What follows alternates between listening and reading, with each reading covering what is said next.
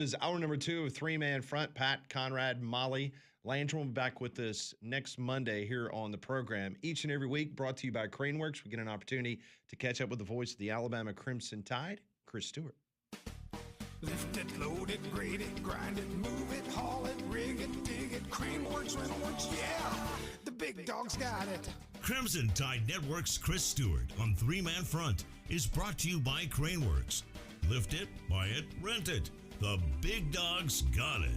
And now, Chris Stewart. And Chris joins us on the Higginbotham Hotline. Well, Chris, hope the first part of this week is going better than the past weekend, at least on Sunday.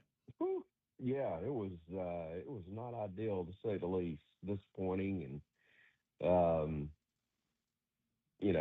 obviously you go into a game expecting to win, and then to get trounced was not fun. But hopeful that this is a different look and a better result for Alabama, although the opponent is different, but I think every bit as good.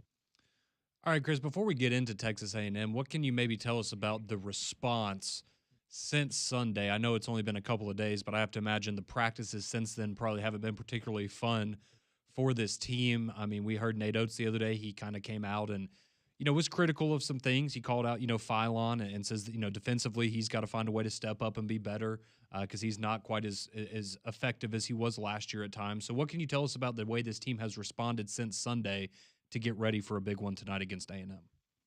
Well, I'll visit later this afternoon with Coach Oates. I haven't talked to him since, so I can't give you specifics. I will say, though, that while you're right in the sense that, practice definitely wouldn't be enjoyable in a case like this, I don't think it's a case where, especially given the roster situation, you can afford to go in with the mindset of you're just going to wear guys out and run them to death and have that type of approach, even though that may be, what you want to do. It may be the old school way, but the reality is when you get back and it's late Sunday when you, not late, but it's Sunday when you get back, Sunday night, you get,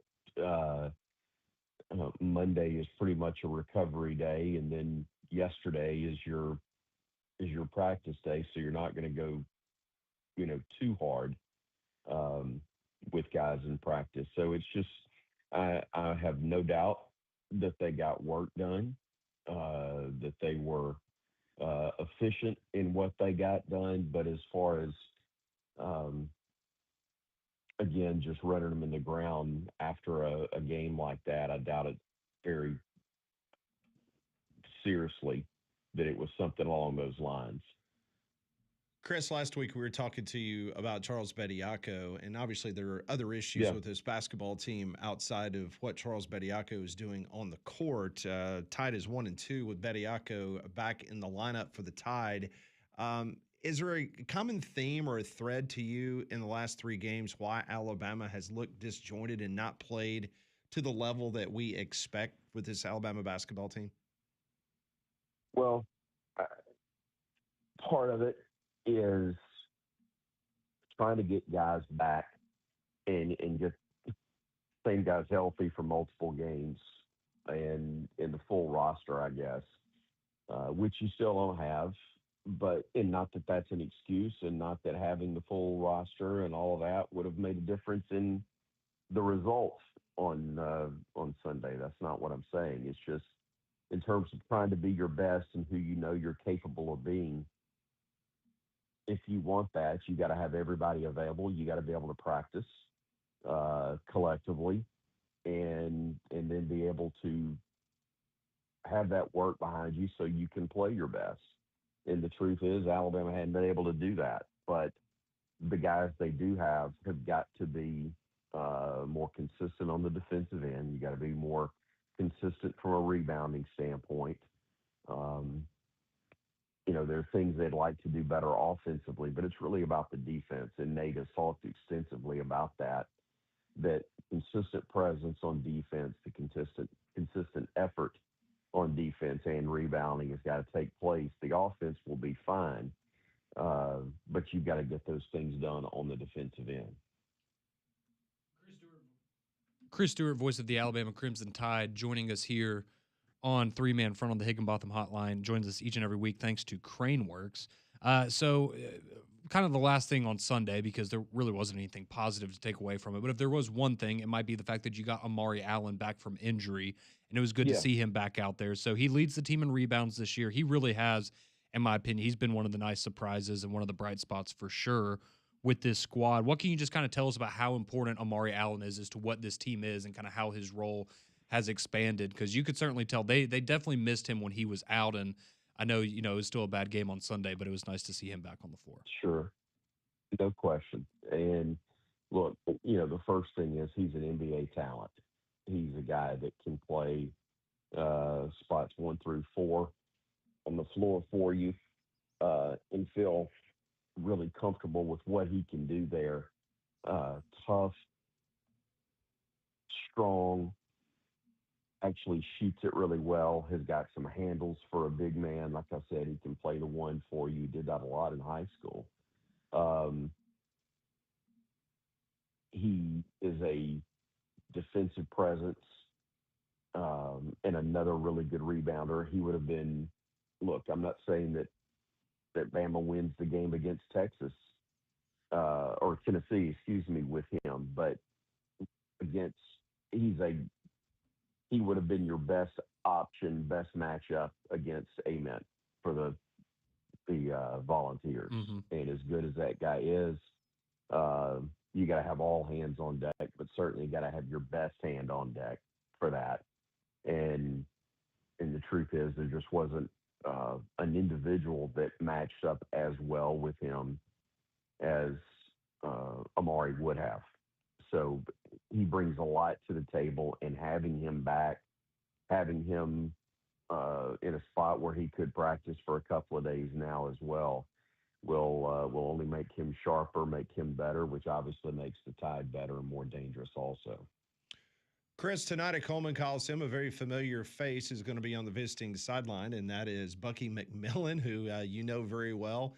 We all know Bucky pretty well, and of course, he's returning back to his home state as Texas A&M. Very good basketball team. I was looking at some of their numbers, and second in the SEC in total three-pointers made. So, I mean, it's going to be very similar to what you see from an Alabama style of offense when Alabama's got it going, shooting the 3-ball from outside. Just your thoughts on what you've seen so far from Bucky McMillan, Bucky Ball, the Aggie version. Yeah, not shocked. I think we're all maybe surprised that it's happened as quickly as it has, but not at all surprised that he's having success and that his style works. They did a phenomenal job of putting the roster together because I heard him joke on the SEC Now the other night. He goes, we had to. We didn't have any players. And he said, literally, he said, with the portal and everything. And he said, we had to go get players. And they did a great job of doing that. In this day and age where you can have the immediate transfer and there's money involved. And, I don't know if you've heard, they've got some in Texas. So they've done a really good job of getting behind him and giving him the resources he needs. And Bucky, tremendous coach, and not surprised he's having success. I was thinking earlier today, if he has been back in that building competitively, I know he's been back in there several times, but from an actual game standpoint, if he has been in there since he came in as a guard for Dwayne Rebold in Birmingham Southern when they played Mark Gottfried. I think it was Mark's probably the next to last year or last season that Mark was the head coach, but they came in and actually I guess it was earlier than that, but they came in and had Alabama on the ropes in that game, and Jean Felix hit a 3 that put Alabama ahead with under a minute to go that really pulled that game out of the fire for Alabama, but Bucky was a major part of that effort for Birmingham Southern that day, and was a threat back then as a player for Birmingham Southern, and more than a threat as they come in tonight as the head coach at Texas A&M. Chris, looking at this game tonight, I thought it was interesting. We know it's a big game, obviously, with some of the struggles Alabama's had. We know it's coming up on Saturday with the Auburn matchup down there in Neville Arena. But we had Richard Hendricks on yesterday, and he told us he thinks this is a must-win game for Alabama tonight against A&M. Is that how you view this matchup going into it? It's a must-win? Well, no doubt if you're talking about being in the mix for the SEC championship, because you're you're facing a team that's not only the leader and you've slipped to whatever the number is, 2.5, 3.5 back now of first place, and you've got to make sure that you don't allow first place to get further out of hand. You're running out of games, opportunities, and your own destiny is further and further out of your own hands as we go game by game with everything. So, and certainly loss by loss, you can't afford to lose if you have hopes of winning a ring for a league championship. So, yeah, in that sense, it's extremely important. There have been times in my 24 seasons, I guess now, doing play-by-play, where this would be a game and you say must win and you're talking about being in the tournament. That's not a question mark for Alabama. But when you're talking about winning the league, yes, it's vitally important. Speaking of those 24 years, I want to kind of deviate from basketball talk just for a minute, because you and I have been around these programs for a minute or two, and today is a special day. Back in the old days, Chris, this was National Signing Day. It's still National Signing Day, but it always had a different flair. I mean, we've had people texting the show talking about how they would take the day off from work, where they could sit at home and listen to the radio or get on your favorite website and follow as these guys would commit, and the national letters of inquiry would start, coming in. Any good old stories of you hosting some of those signing days back in the day? Because there were some wild times back then, waiting for that fax machine to start rolling in. Or maybe I some that you remember can't. it was considered. No, I can just say I remember it was rather provocative when Fax Cam Girl was.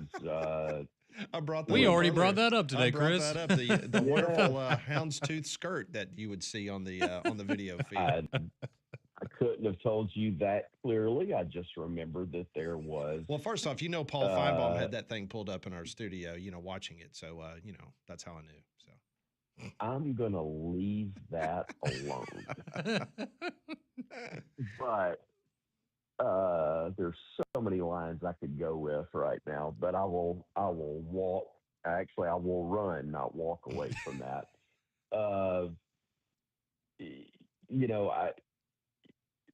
The craziest part of it, guys, is that I hadn't thought about it being signing day until you mentioned it. Isn't that crazy? We actually did. I'm right there with you. We did a signing day show for the early period in Alabama that I was.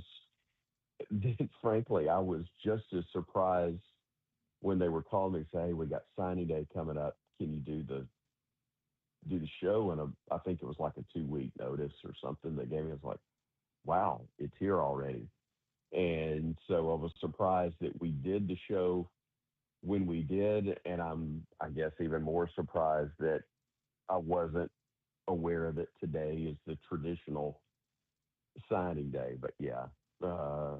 Gone the way of the dodo bird is the fax cam and the machine and all of that type stuff. But it's for a multitude of reasons. It's a different world, fellas, and y'all know it as well as I do. Yeah, it was just wild, because it seemed like when Ronnie Cottrell got down to Alabama, that's when things kind of got interesting for me. Again, I will run the comment as rapidly as I can. Oh boy, those were the days. That's when we became Yeah. best friends with You know Philip the Fulmer. song, Yeah.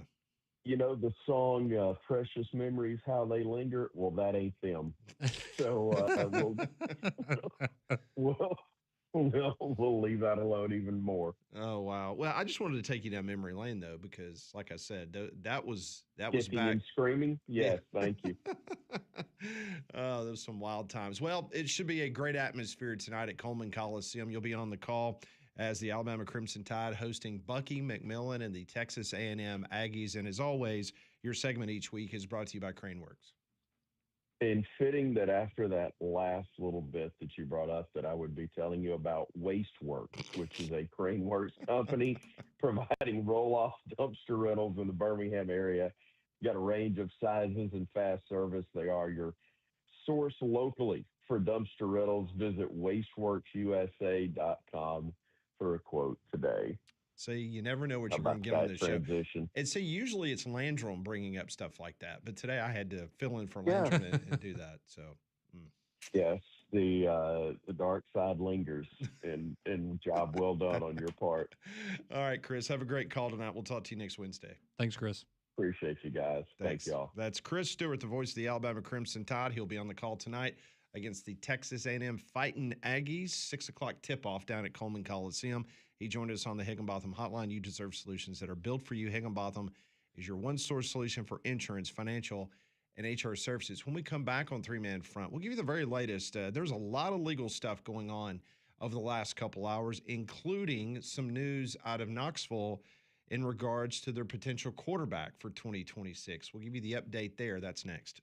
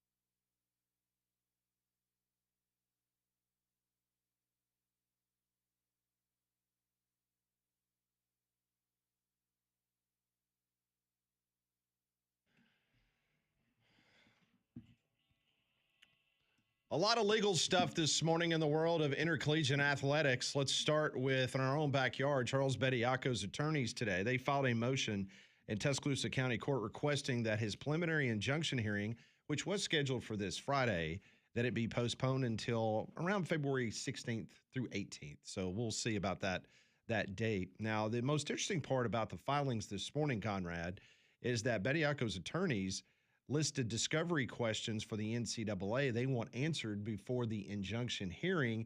And part of those questions is they listed 38 players around college basketball that the NCAA has given the okay for them to play, including Philip Jovich of Auburn University, because he technically was a professional basketball player overseas, and he was granted by the NCAA, like these 37 other players in this filing, that they are now playing college basketball, hence the reason why they believe that Charles Bediaco should be playing as well. Yeah, and I know Chinny Lou from Florida, that was another player that was mentioned, and like you said, I mean, there's over 30 that are in there, and it is kind of, if you go down the list, it's eye-opening, because we were looking at certain rosters around the country, and I mean, to be fair, unless you're just a roster geek, right, and you know them like the back of your hand, you don't realize how many teams in the Southeastern Conference have former international professional players on their roster. Like, most of them do, whether it's 1, 2, or, I mean, we talked about like Arizona, that like half their roster is international kids, right? So, yeah, very, very interesting. And it is kind of, it's been interesting to watch how it's played out with when the Bediaco news first came down, and then you started to hear the narrative of, well, why are we like, okay, we can agree that the Bediaco thing is not ideal and that maybe we don't like that that's happening, but it is technically allowed. But then you started to have people say, well, why have we not been asking questions about these international guys coming and playing basketball? Because you've got freshmen that are 22 years old that have played professional sports internationally for 5 years. Well, what's really the difference of that and a guy from the G League coming back? So it's interesting how that narrative has started to grow, and now you have a lot of people, I think, asking very valid questions about what the future of college basketball is going to look like. Because, I mean, if this is the future, 18, 19-year-old kids, it's going to be tough for them to have spots, because why wouldn't you want a 23-year-old that has 5 years of professional experience? That's going to give you a better chance to win. So it's all messy, but I like that we're getting names named, and clearly Alabama and their leaguer team did their homework. All right, so that's one punch that the NCAA took this morning. Here's another one. This one coming from Knox County up in the state of Tennessee. Tennessee football quarterback Joey Aguilar, he has been granted a temporary restraining order today, 2 days after filing a lawsuit against the NCAA in pursuit of another year of eligibility. So if the season were to begin today, right now, Joey Aguilar is your starting quarterback for the University of Tennessee. It was interesting. I was reading a story during one of the breaks in the Knoxville News Sentinel. They pointed out that they did an interview with Joey Aguilar's mom literally days before the cutoff of enrolling at the University of Tennessee for the month of January. And she said that her son had not enrolled into school.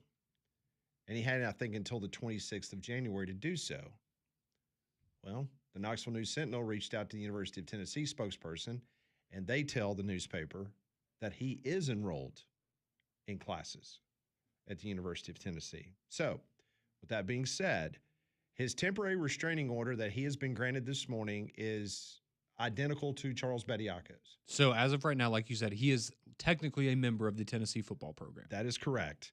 Now, his preliminary injunction hearing is expected to be set for February 13th, which is a week from this Friday. But as I was reading in this lawsuit against the NCAA, take a listen to this. It notes that Tennessee has a roster spot open for Aguilar, and he would be able to earn $2 million for playing another season at the University of Tennessee. They were offering $6 million for Ty Simpson to play. Yes.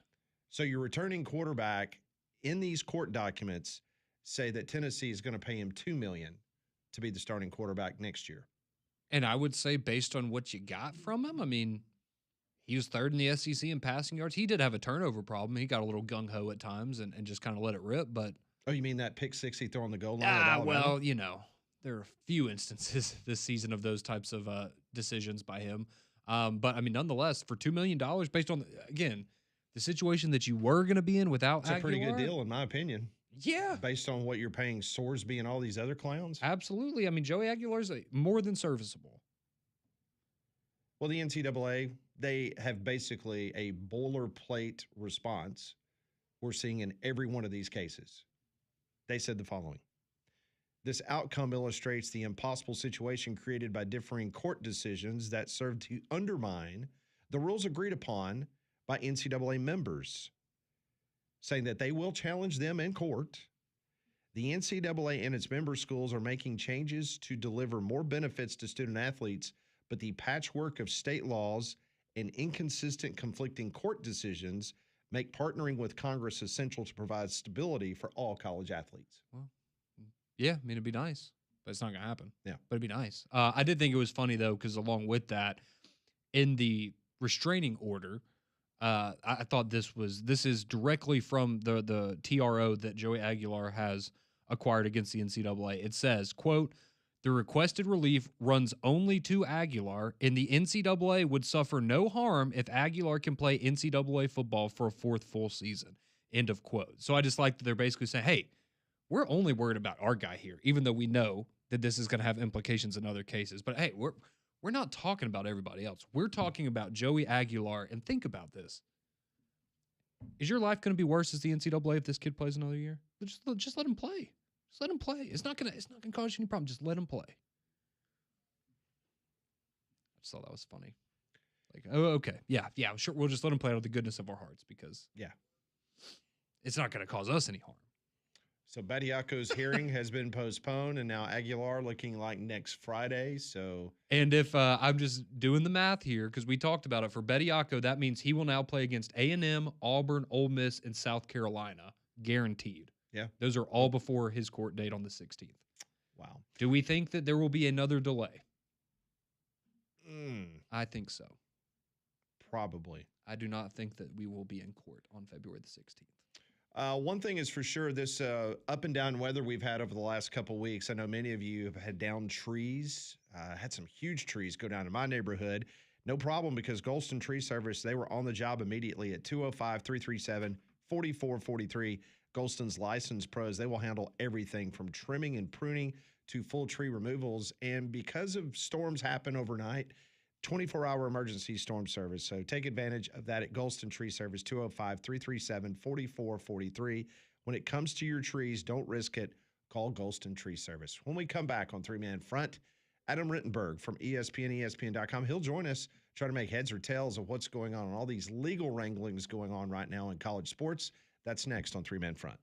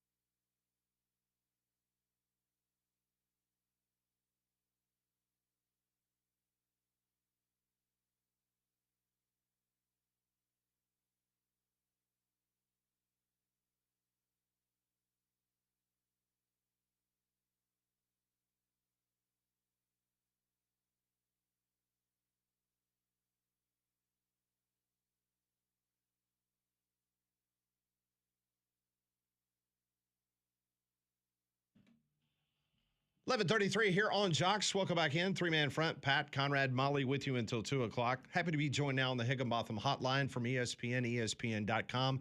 Adam Rittenberg joins us now on the program. Adam, I hope you guys have dug out of the upper Midwest because you guys got socked pretty good weather-wise the last week or so. Yeah, we're used to it. I feel bad for those who aren't used to the cold and the ice and all of that. You know, we don't get as much snow as people think in Chicago, but it has been very cold for a very long time. So it's starting to warm up just a touch, which we appreciate. Well, I hate to go here because I want to talk football, and we are going to talk about the 2025, put a bow on the season, and 2026 upcoming. But I just want to get your thoughts because, once again, we spent the majority of our show this morning talking about legal things, whether it's Charles Bediako down in Tuscaloosa or now Joey Aguilar in Knox County in Knoxville. It seems like the legal ramifications of NIL and the transfer portal continue to be a thorn in the side of the NCAA. When will we see, if at any time in the near future, an end to all this? You know, it's tough to say because, you know, all these cases are individual, and, you know, these judges have to make decisions on the basis of what they hear in that courtroom. But I think you'd be naive if you're one of those judges and you don't think that your decision will have larger ramifications because of what's going on, and that there are so many of these challenges from an eligibility standpoint. I mean, I somewhat long for the days, guys, of the old Tom Mars waivers. You know, when Yeah. when guys were just trying to get those waivers, and it wasn't the volume that you have now. But you know, that was obviously a time when there was a penalty for transferring, and that there really isn't anymore. And now, you know, in Joey Aguilar's case, and I get it from his perspective, he doesn't really have an NFL future. Why not keep playing college football at a high level for another year and get paid and do that? But, you know, you look at his case, and it's, you know, as those of us who have covered the sport for a long time, it's hard to say, well, yeah, he deserves another year. What would this be, year 7, year 8? But I understand the challenges because there have been a number of folks who have been successful for a while. It does feel a little bit like the tide is turning back towards, you know, more of the denials. Now we'll see if that's the case for Aguilar or Trinidad Chambliss or some of these high-profile quarterbacks, but it does feel like more of those have happened here in this cycle than in previous ones. Well, if the legal matter isn't enough to kind of ruffle the feathers of college football fans, Adam, I think the college football playoff announcement yesterday probably took care of the rest, that we're still happy. So a lot of people, just quickly for our audience that doesn't know, they're skipping New Year's Eve this upcoming season to avoid a conflict with the NFL, and we're now going to have a 2-week break before the quarter and semifinal rounds of the playoffs. So basically, we're making the schedule longer, the season's going to last longer, and we're going to have more breaks before we get to the conclusion of the college football playoff. I just wanted to get kind of your immediate reaction when that was announced yesterday, because I've seen Lane Kiffin and some other prominent names in college football have already kind of came out, and they don't seem very happy about this announcement. No, and it's understandable, right? I think Josh Pate or someone tweeted yesterday that the midpoint of the season is going to be, you know, second week of November, when you think about when the season begins and when it wraps up with the championship game in Las Vegas. And we knew those championship game dates were really late, and now we know there's going to be significant breaks between the quarterfinals, which again are relatively on the same, you know, dates that we're used to, other than the New Year's Eve game. But then you have, you know, 2 weeks instead of 8 days in one case this past year between quarters and semis, and then another significant break until the championship game. So, you know, it's not an ideal schedule, and it's not ideal on a number of levels with the portal opening and, you know, just the desire to move forward to the next season. Which is really the case for almost every program out there. The ones that aren't competing in the championship games, they want to move forward to whatever that next season is. And, you know, this schedule makes it hard to do that. So I think it will likely increase the drumbeat. And you referenced Lane Kiffin and other coaches. Dan Lanning has been very vocal about this. You know, I do think we're going to get a schedule announcement. I was talking to a Big Ten coach this week and he said that in meetings it came up very much this week, the schedule, and how this isn't really a sustainable model. And, you know, I know there's been a lot of consternation about the bowls and where the bowls fit into all of this, but I just think we're at a different time now, especially with the player movement, and there's less sentimental ties to the bowls. And so I think in 5 years, 6 years, 8 years, we're going to be talking about, a differently structured postseason and one that probably makes more sense than the current one. Adam, 1 year ago this month, down in New Orleans, the SEC and the Big Ten broke bread. They had meetings. They had joint press conference. It looked like both conferences were arm in arm. Looked like that they were going to be heading into the 2025 year like arm in arm, singing Kumbaya. Everything was good to go. And then a funny thing happened in Destin, Florida. And since that point, just my opinion, it appears that both have gone in completely different directions.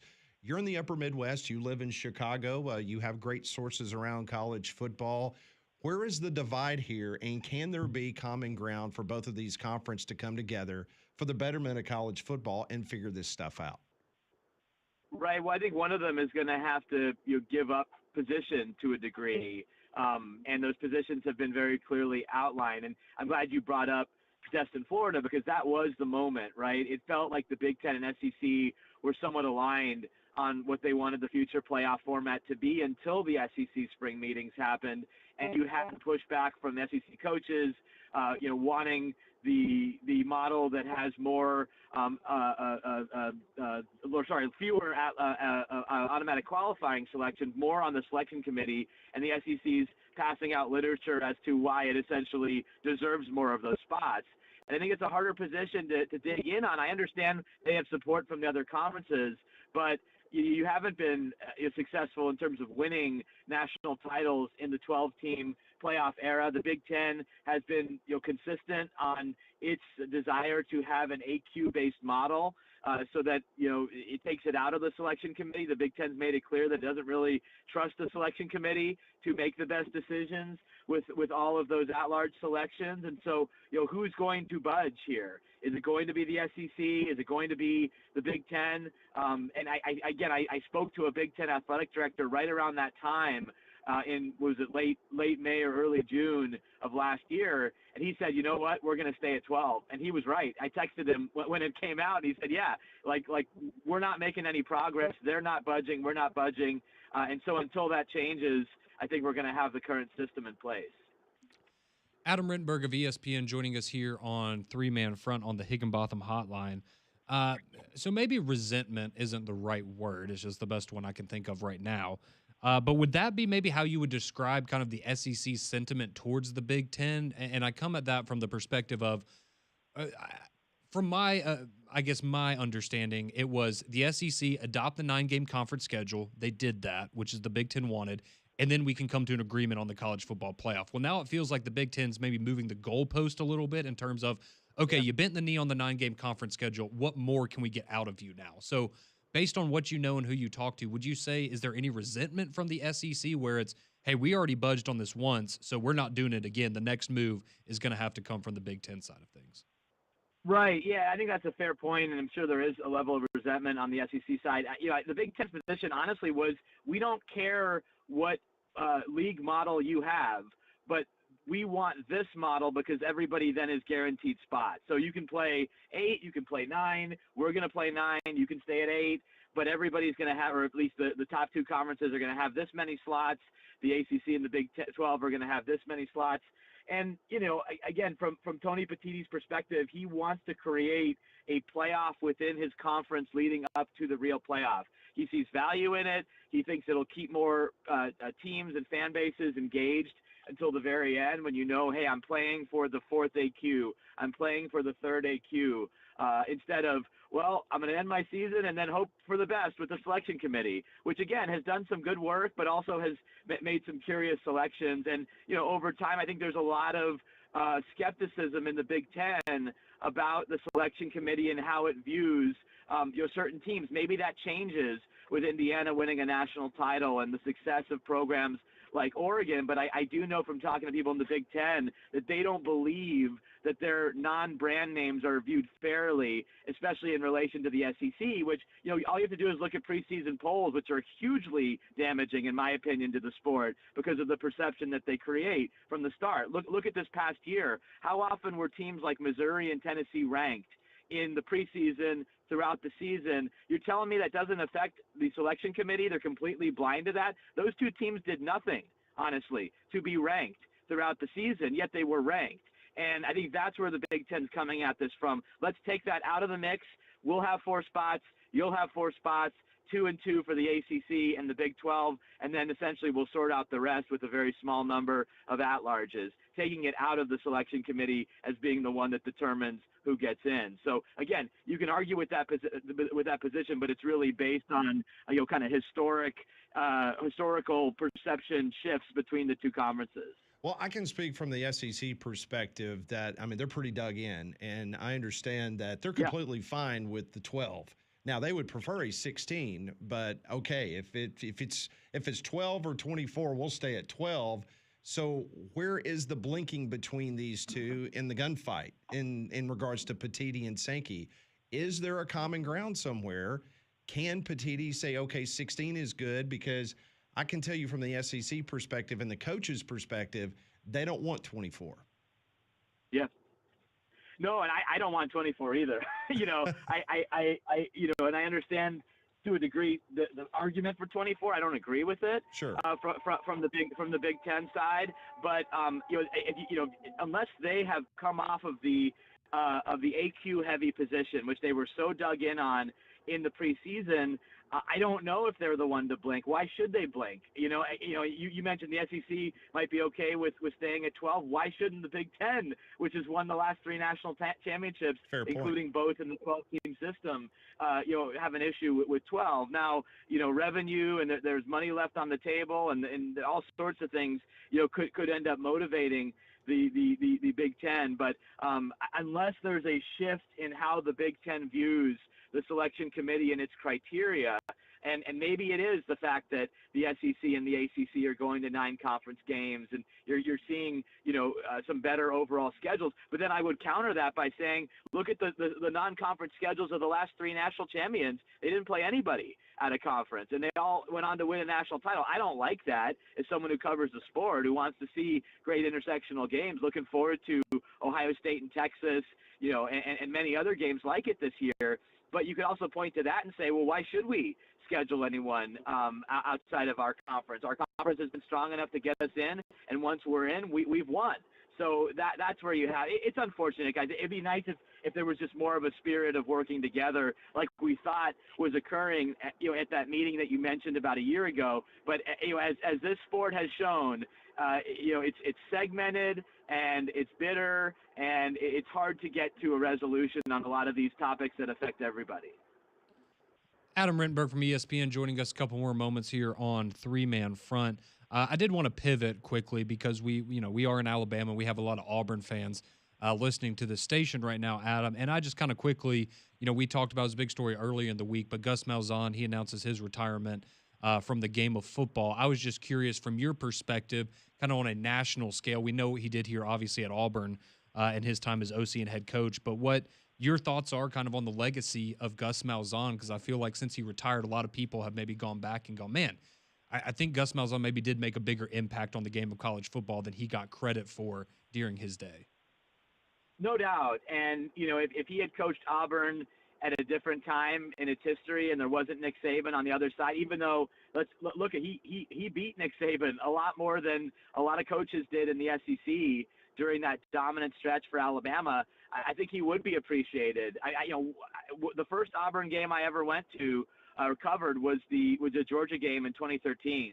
And what a moment that was, only to be outdone by the kick six and a magical season, getting all the way to the national title game. And, I think his legacy at Auburn certainly will go down and be viewed very favorably over the course of history. He was a guy, you heard about this, this high school coach with this incredible offense and doing different things schematically out of Arkansas, and then coming to the major college stage and the SEC stage. So, I think the end of his career was maybe a little bit up and down, but overall, you look at that stretch he had, especially early on during his career at Auburn, and you really appreciate the legacy that he left there. And it should be appreciated, I guess, beyond just your listeners and your state, from a national standpoint, certainly a regional standpoint. That is Adam Rittenberg. You can follow his work at ESPN and ESPN.com. Adam, always fun catching up. Stay warm up there, and hopefully we can catch up with you again very soon. You bet, guys. Thanks for having me. Thanks. That's Adam Rittenberg from ESPN. He joined us on the Higginbotham Hotline. You deserve solutions that are built for you. Higginbotham is your one-source solution for insurance, financial, and HR services. We'll unpack what Adam had to say. It sounds like both the SEC and the Big Ten are kind of dug in. We could be at an impasse for the foreseeable future. We'll get into more of that next on Three Man Front.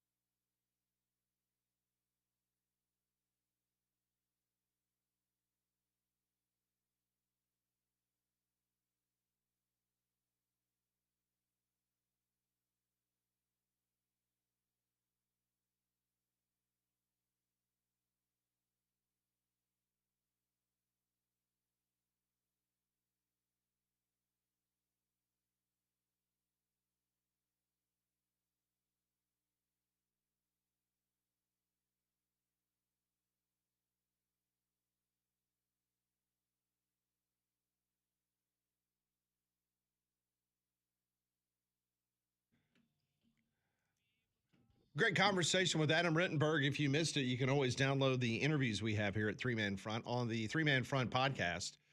Take us along wherever you go on the Jocks 94.5 app. You can also watch the program, which I know Landrum Roberts is doing right now in a ski chalet in Colorado. Wave, Conrad. Wave to Landrum. Hey, Landrum, we miss you. Hope your ACL's intact. Hey, Landrum. Hey. Is he actually watching us right now? I don't know. Maybe he's on the, the lift. He's got us pulled up before he's going down the bunny slopes. Benefit of the doubt.